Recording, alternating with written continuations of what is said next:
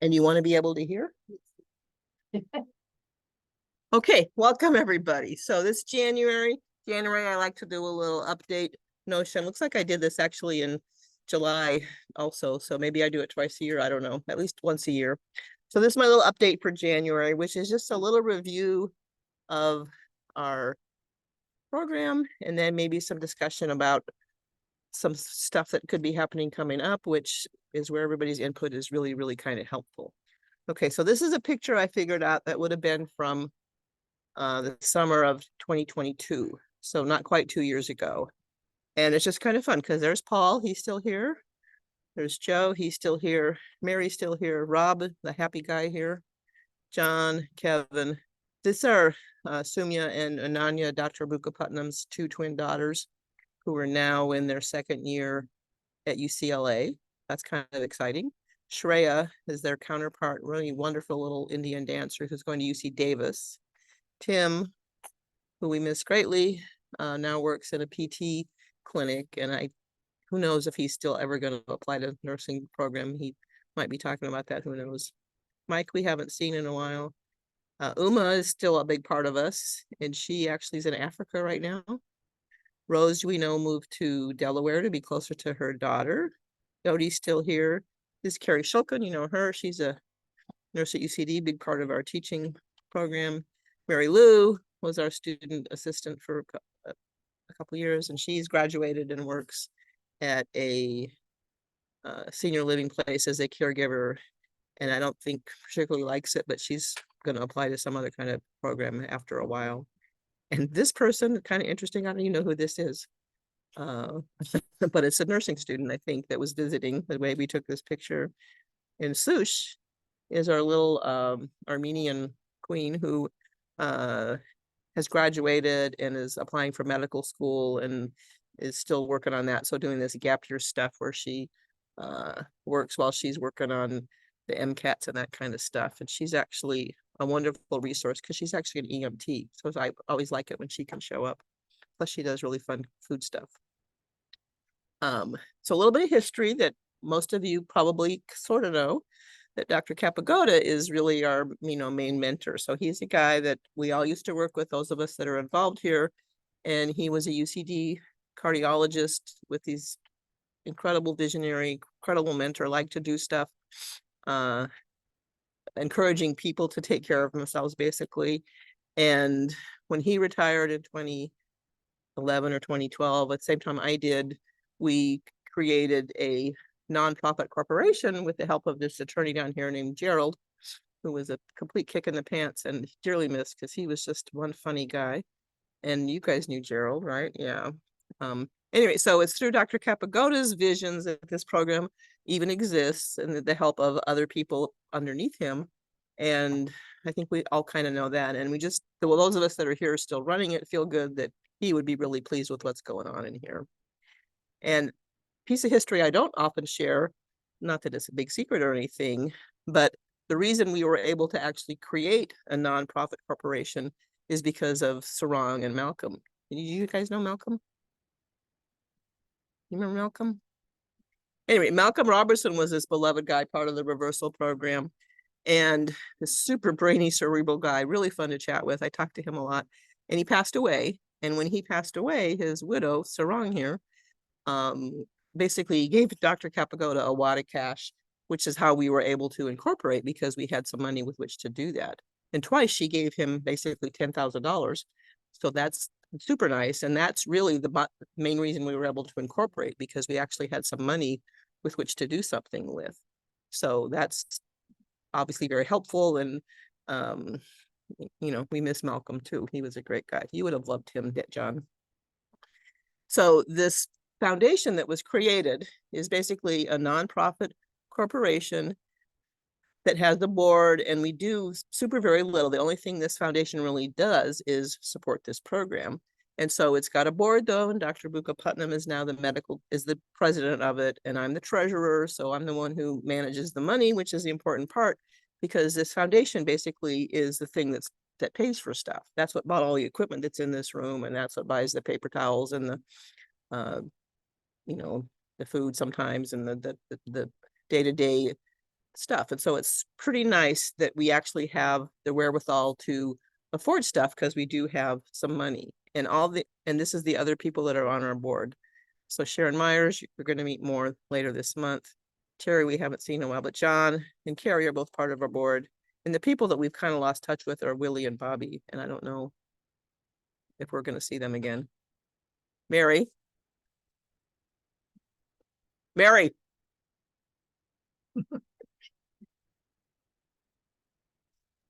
Okay, so going back to the structure of Sac State. This is kind of so you understand the campus side of stuff. So Sac State is this big entity, and there are two colleges within Sac State, Health and Human Services and Social Studies and Social Sciences and Independent Studies. That's what SSIS is. And both of these colleges have, stuff underneath them. And Diane Heisen, our really good friend and the mentor of Dr. K's that basically greased all of our wheels, is currently the dean of SSIS. So we're kind of a unique program because we're basically crossing over within two colleges, okay? So this building, Folsom Hall, is an HHS building. So this building was part of HHS, and part of HHS is the things that you see in this building are physical therapy, nursing, and then on the second floor, the speech pathology guys, communications disorders. Also part of HHS, a relatively new major, is called health sciences, which is kind of big and where a lot of students now go that are looking to go to nursing school or medical school or PT school. So it's health alliance sort of majors. And kinesiology is another major that's part of HHS. Under SSIS are nutrition, psychology, and gerontology. So we typically have students from all of these departments, right? Nutrition, psychology, and gerontology, kines, and health sciences as participants here, which is why we're of value to the campus and why they basically let us kind of stay here. And I think I should add to this PowerPoint a picture of the sign down on the street, because that made me feel really good when I noticed that there's a sign on the street as you enter the parking lot that actually has our name on it. So to me, that's huge. That means we get to stay. If they're going to go to the point of labeling the building as housing us, that's really nice. Okay, so you might wonder, how does all any of this get paid for? And so, especially since, it's free to the people that participate, except for the parking. And so, there is obviously expense involved and stuff. And so it's just by the good graces of the campus that provides stuff. They provide the space, they turn on the lights, they turn on the heat, they gave us computers, they give us a phone. So they've actually supported it to a relatively large extent. When we first moved up here to the third floor, somebody in HHS actually paid, 10 grand to update the sprinkler system so that we could actually be allowed to move in here. So there has been some financial effort put into supporting this program that most of us don't even are aware of, probably more than that. And the funding for the program, again, still exists through this foundation that provides for the materials and the supplies, as well as through campus. And I'm sure you've seen and met Rebecca, the development officer, who's interested in getting more money into a university account that's part of Sac State that's tagged to this program. And in the grand scheme of things, of where we kind of hope to go as a cemented part of the university structure, is that it's probably good that the Sac State side is taking more and more stuff over, and money in an account to that is kind of very helpful. So we really exist because of generous people, all of you guys, that do contribute money both to this Foundation for Health as well as to Sac State. Yeah, and the main thing that we're using the Sac State for account now is to pay for Ivan, a student assistant. We started that with Mary Lou. There was some COVID money that was for students that we took advantage of. And then when we realized having a paid student assistant was a huge boon, we were able to continue that. And luckily we had some money that had been donated to the Sac State account that we were able to do that. So the bottom line, I'm not asking for any donations, but I'm just saying we do exist by donations. And if you do make a donation, it could go to either Sac State or to this foundation. And that's a personal choice on your part. But over time, I think more and more the Sac State side is the one that needs to grow. And I think if it grows enough, then the foundation, this nonprofit, can actually disband and not really exist anymore, depending on what's going on. Although it is pretty nice to not have to worry about having money in the bank to buy some paper towels. I appreciate that. No. Whatever you do is fine. So, and this is information that's posted on our website. There's a piece of paper over there. There's multiple ways you can donate. You can write a check and mail it in. You can go online and do it, and anybody can help you with that. And I'm not here to solicit it. Okay, so I guess I could go away. So the things that go on in this program, you guys know all about this, right? Okay, so we have the things what we're going to keep doing is that we have a facility here where we're encouraging everybody to get their workout in, right? So there's a lot of room for doing your, whatever it is, your exercise routine that you started anywhere else that you might have been doing something, to keep doing it. And the vital sign monitoring that we do is not a hugely important part about it, but it's very helpful. It's helpful to you to be aware of what your numbers are. And it also is just a wonderful student training ground. Okay, so one of the best thing that the students that are here can learn is basically how to take blood pressure, right? So the more gracious you are in putting up with these kids helping you, the better. So please continue that. And then my personal approach to the exercise, it's kind of been interesting to see how this has gone over the years, because I've been doing this a while. And so the group stuff, I'm doing more and more of that, and I think there's a lot of value in that. And a lot of people do better when they're with a group, and it's a group thing, and it's led. And so group exercises are a big part of our schedule. That's probably going to keep going, whether I'll be doing it forever. I can't, obviously, and so hopefully other people will step up and will add to our group exercise staff. But in the meantime, we do a lot of that, and that's expanded greatly with thanks to the pandemic, because we had to create this Zoom presence, and so the Zoom presence can continue. And so it's kind of nice that people out there can still kind of do things with us as a group and not really even be here. So like this morning, and Nancy started coming back, who's in Oregon. She comes to the Zoom stretching class, and other people come from different places. So that's just a nice adjunct, that's an option for people, regardless of where you are. I'm really grateful for Dave, because he does our Tai Chi program. I think that's a wonderful adjunct and activity that's really helpful in this population. The mindfulness practice that Linda Larson does is going to continue, and with other stuff, she's really going to come once a month now for the start of this year. We're going to keep our 11:45 educational classes, and last month we had our first official potluck, and we're going to do that once a month now, and there is one set up for the last Friday of the month. And many thanks to Debbie Lucas, our dietitian, because she really totally sets the tone for how we should eat. And she does these wonderful cooking demos. They're going to be here next week making soup. And then we get lots of recipes from her. They're all over the place. You shouldn't have any trouble finding something that you want to try. And then going back to a huge part of our demeanor is this fact that we're of value to the college because of the students that we serve. And so the student-client interactions are important, and everybody's encouraged to participate those. But again, it's like everything else. No one says you have to talk to a student, and but I do tell the students they have to talk to you. But it's however it works out for you. And I think for the most part, you guys enjoy talking to them, and it's not a huge burden to ask you to chat with an undergraduate who's clueless about how to really talk to people. That's what's fun about it to watch. Anyway, so that's what we do. You guys all know about that. We do have a mission statement. It's posted on the wall, and it's posted in our brochure. And this is way too wordy, actually, but it's all about keeping these services going and heavily basically available to anybody who wants to do it. So it's community-wide, and there's no particular entry criterion or income levels that are needed to participate. You just have to be able to get here. Going back to our history, so all of us, me, Mary, Carrie, Sharon, Debbie worked together at UC Davis, and we use this three-legged stool analogy a lot for the things that we did, because we managed this program called the reversal program, and it had the same things going on here. It had a big exercise component, it had a big stress management component, and it had a big nutrition component.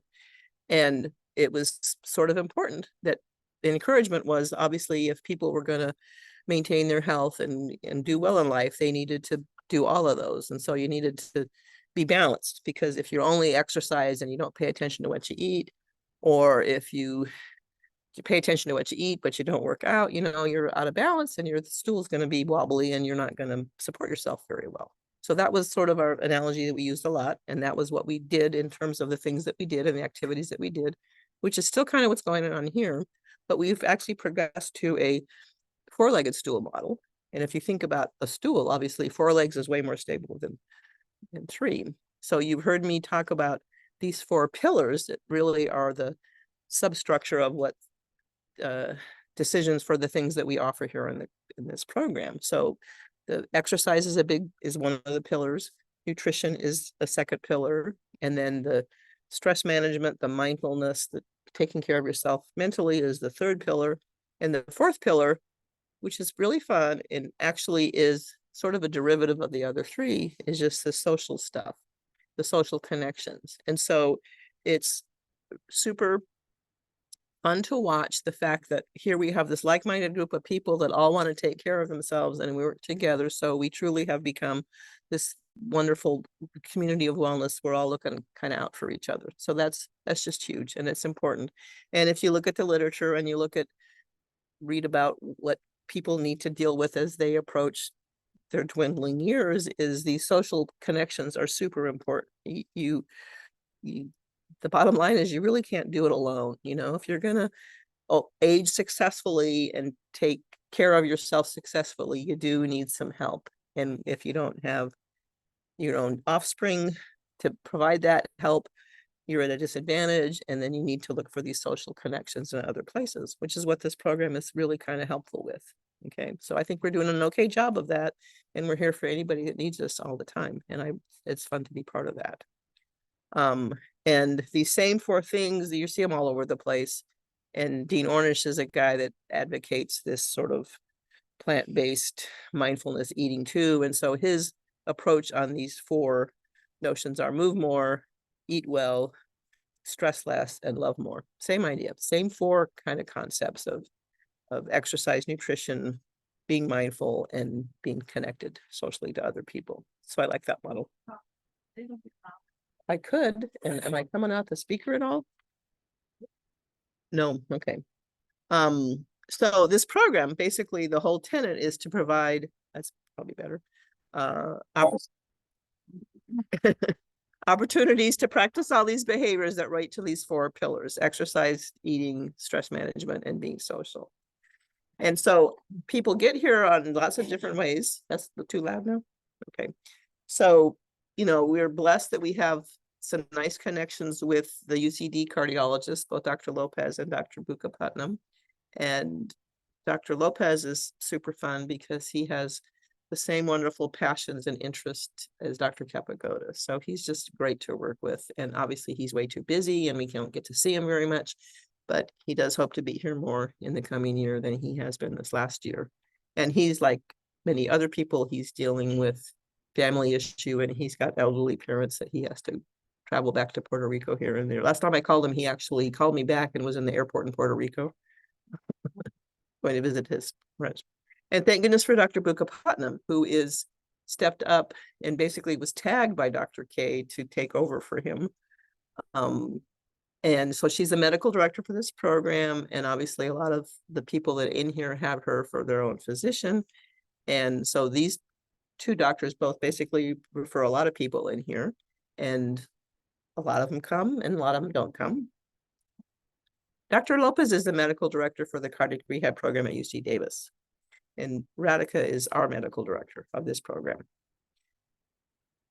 But we just don't have people from UC Davis. We have lots of other people in here from Kaiser and Sutter, et cetera, because it's a community thing. And to be honest, most of the people that are in here are here because of hearing it from somebody else, from their neighbors, whatever. Jane actually took a brochure to your hairdresser. Remember that? We got some referrals from Jane because she had taken it to her hairdresser, and they knew about the program because they saw it. So there's many different ways to get new people. And I think the bottom line is to acknowledge that we are a community, and, you know, the people that are here and continue to be here obviously have this shared feeling that they belong and they're part of it. And there's many different levels of that to be. That doesn't mean you have to be here 3 days a week, every week, in, month out. You know, everyone participates at their own level of ability. And for some people, it's once in a while. For some people, it's once a week. For some people, it's all the time. That's all okay, because we know you're out there and that you're committed and you're part of it, whether you're physically in the room every single day. That's not the important part. Important is just being part of us. And I think hopefully we can come back to this, but the fact that we are a community and that we're working together to do things, I want to make sure that you're aware of that you have as much say in what we do as I do. Okay. I really want to hear what people want to be doing, because I can schedule all the stuff that I want out here, but if it doesn't appeal to anybody, that's not very helpful. So it's really helpful when you say, hey, couldn't we get more Buddhist monks in here? That one's hard. But it's good to know the things that you want to do, and you do have a voice, and everybody's opinion matters. So the stuff that we're doing really should be the stuff that we all want to do, not just the stuff that I want to do. So I'm encouraging you to speak up and to share your voice, because your ideas matter too. Okay. So a little data about how we've grown. So this is just the number of people that have started the program over the 10 years that we've now been here. I lumped the first 3 years together, I guess. So we typically were getting about 20-30 people each year until, 2020, when the world came to a standstill. And then we're back to growing. And there was also a bit of a standstill back here in 2014-15 when Dr. Capagoda passed away, because we sort of founded for that year too. But basically, that's not a huge number of people, 220 something, but that's the number of people that actually initially said they were going to kind of come out and be here and were referred here over these times. Like I said, 20-30 people a year. So that's maybe 2 or 3 a month. Is this both in person and online? Or? Yes, yes. And so to look more further at that, for all these people that were referred or enrolled, the referral is a different thing actually enrolling, because the referral just means the doctor said, hey, you should go do this program. And when the person actually comes in and is part of it, then they're considered enrolled. Okay, so we've enrolled 224 people. And in terms of how it sort of stacked out, so when we first started, I think this one is really interesting. When we first started, we were basically, started with a cohort of people that were UC Davis cardiac rehab graduates in their maintenance program. So obviously the bulk of our people had some sort of cardiac history. And over time that morphed. And so by the time 2018 was a really big year for us. And by then it was sort of half men, half women. And the most, not sure why that's not 100%. I have to go back and check that. But basically, we started getting more and more people that were just interested in maintaining their health, and we had fewer people that actually had bona fide cardiac rehab diagnosis. That changed. And then after the pandemic, again, it took a while to get new people coming in. So we do have still a nice rapport with UC Davis, and we have a lot of referrals from the UC Davis cardiac rehab program, which is the bulk of most of the new people that have started since the pandemic. But at this moment in time, it's about half and half with respect to people that have a cardiac history versus people that don't and just are trying to take better care of themselves. And it's also a little more than 50% women, which is interesting. And then I mentioned we're all health systems. So a big chunk of our people, almost half of them, come from UC Davis, but a third of them come from Kaiser. And there are also people that have Sutter and Mercy for their healthcare. And that's all okay, which is why it's nice to say that we're a community program. We're not just aligned to any one medical program. So that's who's actually attended. With respect to who's actually coming, there's some numbers for that. So, and I think it's kind of interesting to notice that there's people that started 10 years ago that are still coming. Okay, there's still a fair number of people still attending, even though they started 10 years ago. And obviously a normal expectation for any kind of program or class is that there's attrition, right? That half the people that start aren't there a little while later, right? That's pretty normal. So our attrition is actually at 66%. So a third of the people that start over the 10 year times are still participating. But that's just how the kind of the numbers go. So looking at this, still it doesn't really tell you. Well, oh, so then obviously we now have both a in-person presence, this is your question, Paul, and a Zoom presence. So of our people, there's still a big chunk that we don't see them, but they do come on Zoom. Okay, so going over some of the student stuff. Right now we've evolved so that we're field placement for nutrition students, for psychology students, for gero students, and for some public health nurse students, although we won't have any of those this coming semester. And there's another course that I have, which Diane helped set up a long time ago, which is basically just an opportunity and a place to get students in here to help out. And it's a course called ID 201, for which I'm the instructor of that. And each semester we typically have 4 to 6 students that are participating in that. And those students have this expectation that they're supposed to collect some numbers somewhere and do something with it. So when they ask you to do a wall sit or to do a 6-minute walk or to touch your toes, that's kind of about. And then we also will have other students in here from other courses. And I think I have another slide about that.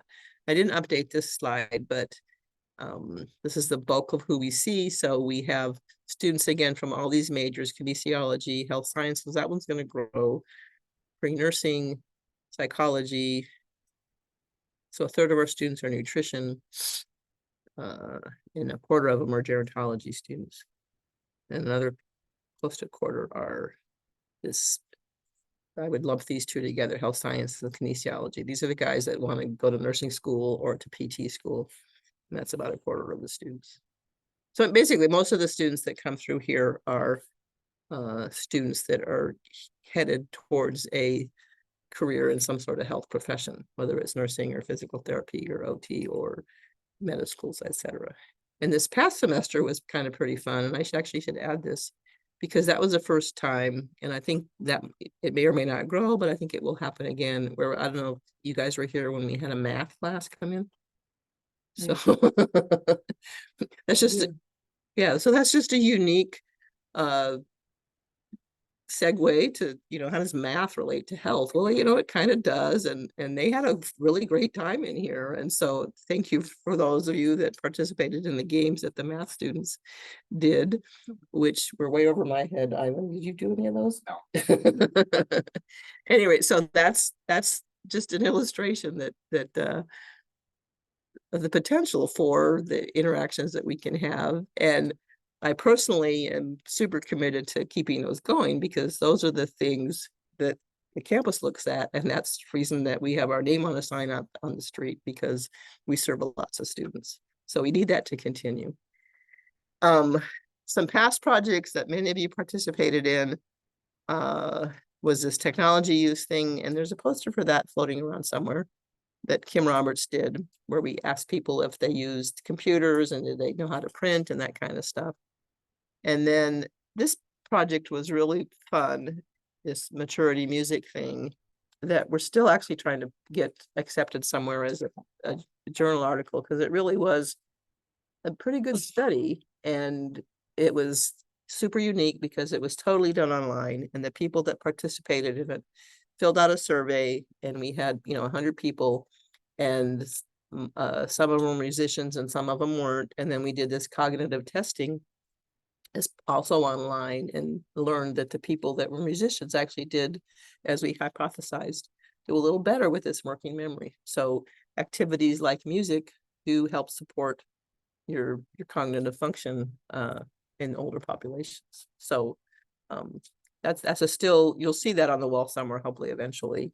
And then you'll see this one too coming up soon, because Kim Roberts has been doing this sleep habits, life quality, satisfaction stuff for years. She's got both pre and post pandemic stuff, and many of you have filled out surveys for her on that. And then I kept this one up here just to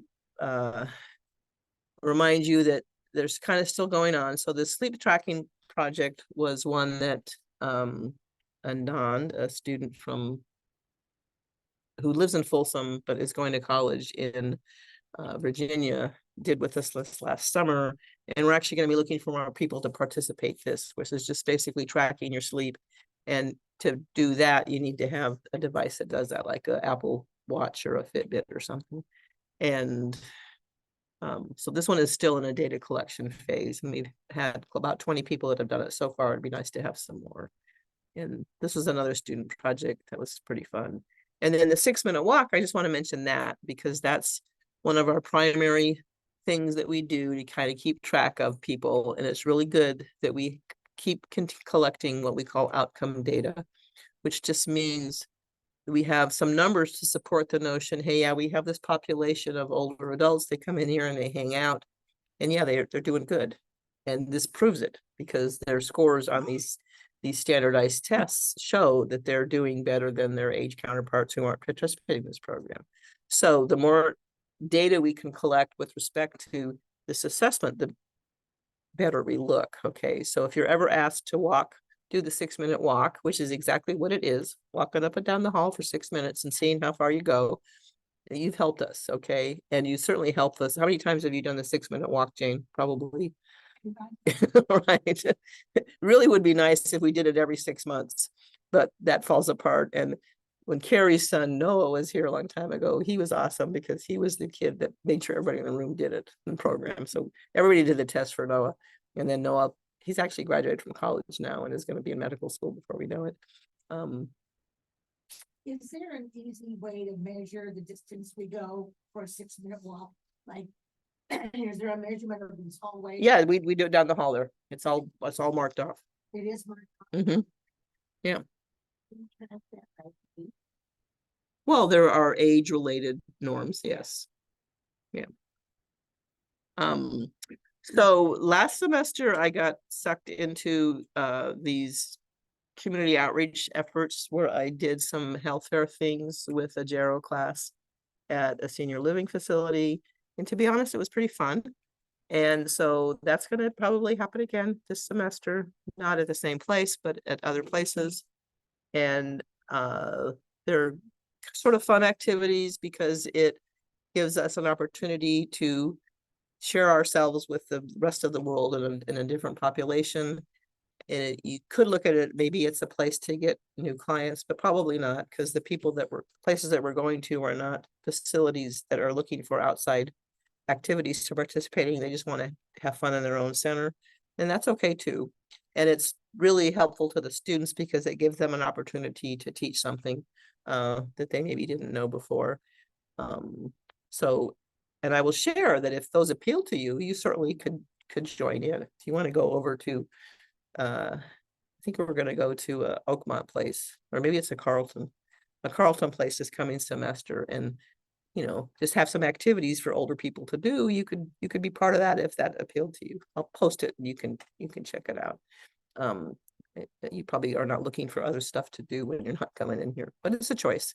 And then Paul, you did this last semester. So every semester we typically participate in the Sac State Renaissance Society open house. So that's this month on the last Friday.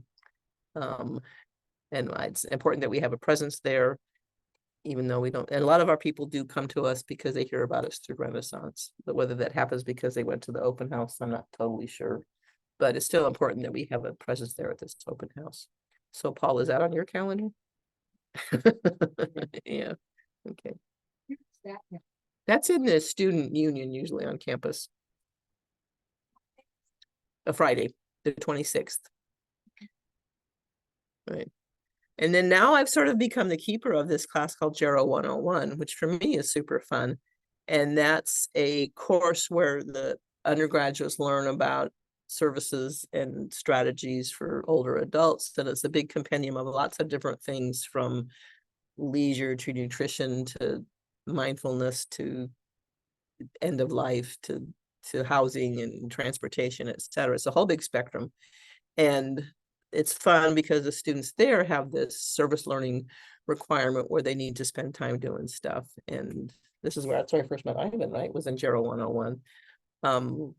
So it's an important class, and I think it's a nice adjunct to what we do. And so the students, some of the students in here, and they are definitely the ones that are the most shell-shocked. They don't really have a clue what's going on, why they're supposed to be here, but they catch on. It's really fun to see them catch on, that they get it by the end of the semester.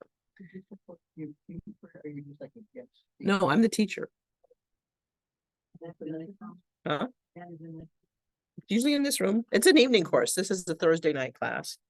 But the students are then have this outside requirement of 20 hours to do whenever. So they come in here during the daytime and they go to these other they'll go to Carlton with us and participate in that health fair, that kind of things. And the semester that Ivan is in it, one of the things we did was we ran an aid station for that cancer walk. Remember that? Yeah. So there's lots of different things that we do as part of servicing older adults and learning what's going on. It's pretty fun. Okay, so with Ivan's help, this is not new, but so lots of times we record stuff and we post it on our webpage. And so you can go to the webpage and you can download stuff and look at some of our videos there. And you can also basically just go straight to YouTube and find any of our videos there on our YouTube webpage, which is called Cardiovascular Wellness. And here's the instructions for that. And this is on a piece of paper over there to tell you how to do that. So if you do go to the Cardiovascular Wellness YouTube page, you can look at the playlists and find basically by category the different stuff that's recorded. And Ivan is luckily posting all this, so we sort of keep that up to date. And typically the newest one is most easy to find. Revenue generated from it? No. I guess you have to have way too many hits to get I don't know. And we're not going there. That's not the goal. That's not the point. The point is just sort of something you can find. Okay, so this coming year, I'm excited about, because I think that we're going to keep doing what we're doing, and hopefully we're going to grow and do more and more of the same stuff. And one of the things I'm most excited about is Sharon. And Sharon is an awesome nurse who's come in here once or twice.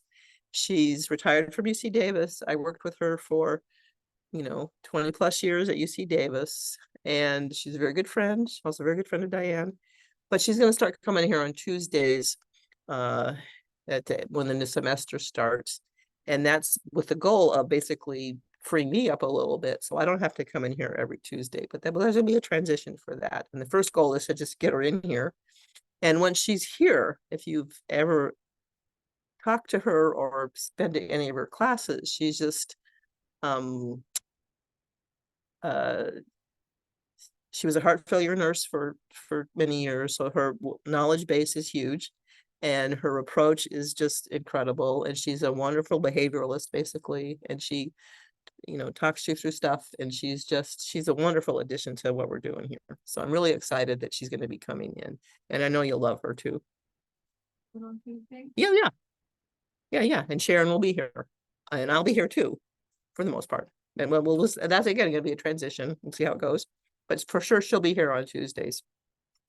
And the other thing that's going to happen, I'm expecting to grow this coming semester, is there's a new faculty member in the physical therapy department in Conrad Diaz, who you might have met on a Friday this past semester, who's one of these exciting, engaging, passionate kind of guys. Wonderful mix with Dr. Lopez. And he is new to the faculty downstairs. He came on board and took the place of Brad Stockert, if you remembered him. And Dr. Stockert used to teach this class for physical therapy students that had to do with cardiac rehab. So this Dr. Diaz is teaching the cardiac rehab course for the PT students. And he was here last semester and just was so excited that there was a place for his students to do stuff with real people.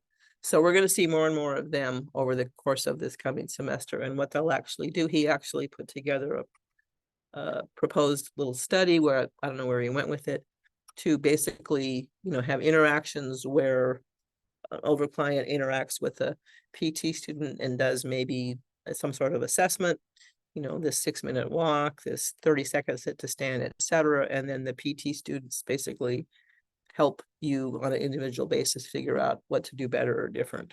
So that's going to grow a lot in here. I think we're going to see more and more PT students up here, which of course is pretty exciting. So if you have any interest, need in learning more about your own physical stuff, obviously you can take advantage of that.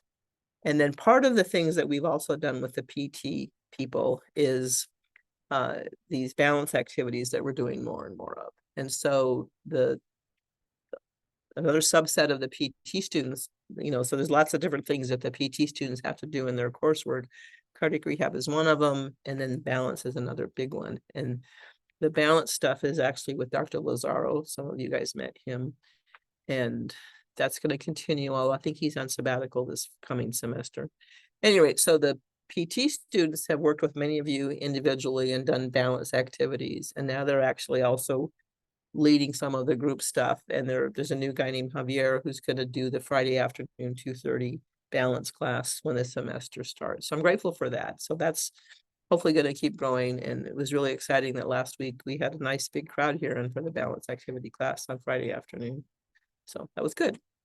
And then we've made some new connections with nursing people, which again was nice to have Sharon, because Sharon can do a better adjunct with these developing things for nurses to do that kind of hang out in here. And that's all coming. So I think you'll see more and more nursing students in here over time. And we also will continue having these close interactions with UC Davis because it's just such a wonderful addition. Why would we not keep that going? So I expect that to continue and hopefully grow. Dr. Buka Putnam will continue to come in at least once a month, continue to be our medical director. Dr. Lopez hopefully could go back. He used to come in once a month as well. It'd be nice to have him go back to doing that. Whether he can pull that off or not, who knows? So stuff's going to grow, and it's wonderful that it's not like overnight all of a sudden there's 50 people in here. Okay, that wouldn't work. So it's nice that it's a transition, that slowly there's more and more people coming in. So I suspect it'll be fun to see by May, it could be super different in here than it is right now, just because of all these potential that's out here. Okay, anybody have any ideas that they want to throw out there that they wish would happen that's I haven't covered?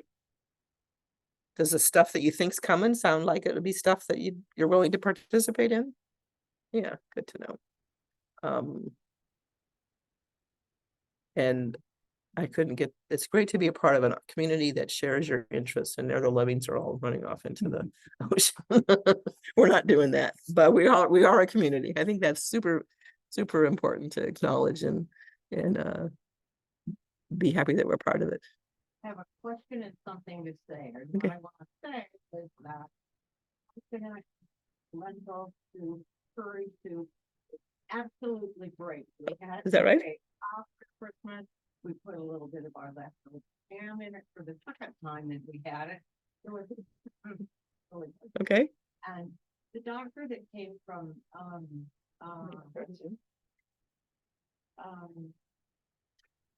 Mather. Yeah, Themis, I miss him quite dearly. Will he be coming? I have no idea. Be nice if he came back. I agree.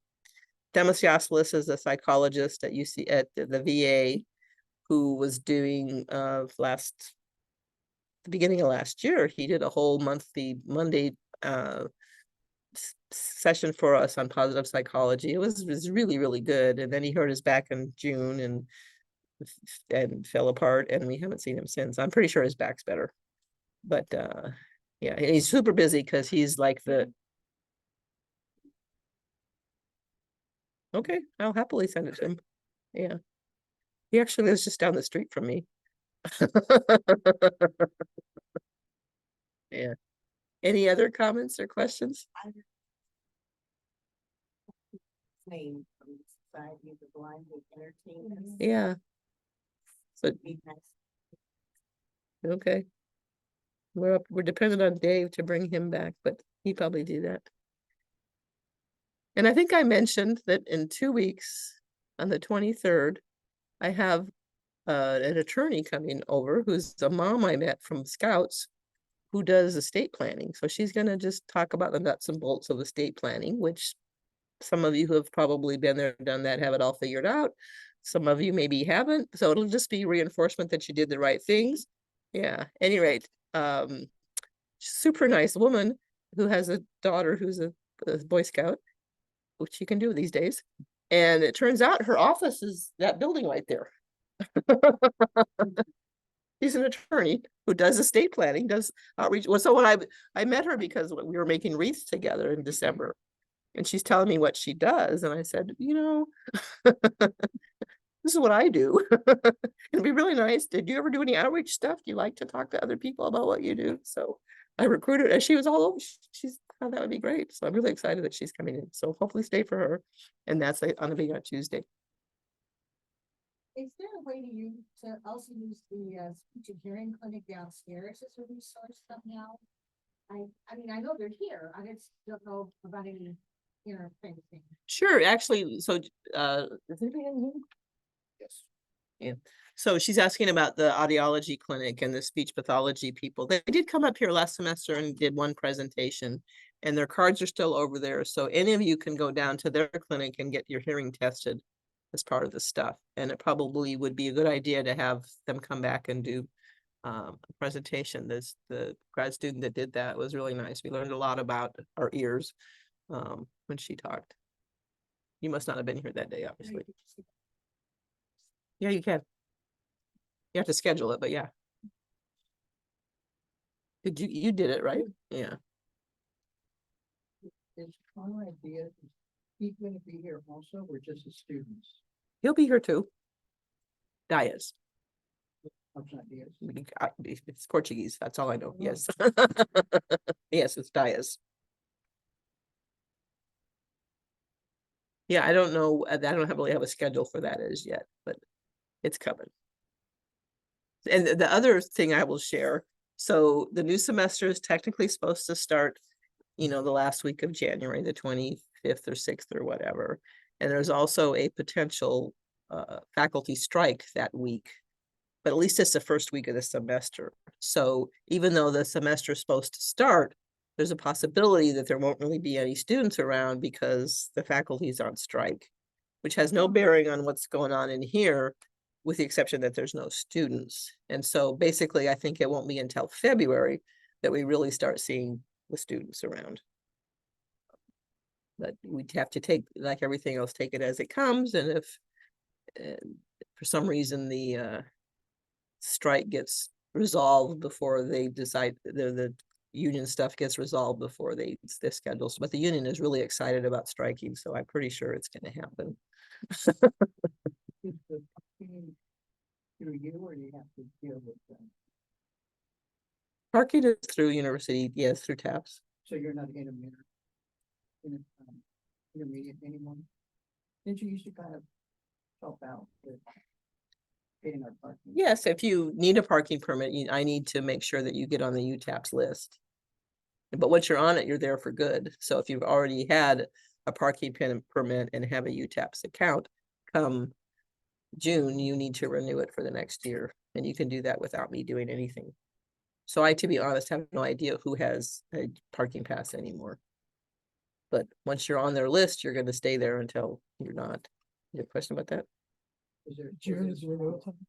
It goes from July 1st to June 30th, yes. Know whether Did you renew it last June? who knows? Well, we could check, actually. Let's help them do that, okay, Joe? Yeah. Yeah. Any other comments or questions? Well, thanks. So Yeah, it's thank we're you. having fun. I'm riding a wave. I always look at, that's my take on this program. I'm just having a really nice long bout here riding this wave, and hopefully it'll keep going. So yeah, thanks for joining. So stop the recording.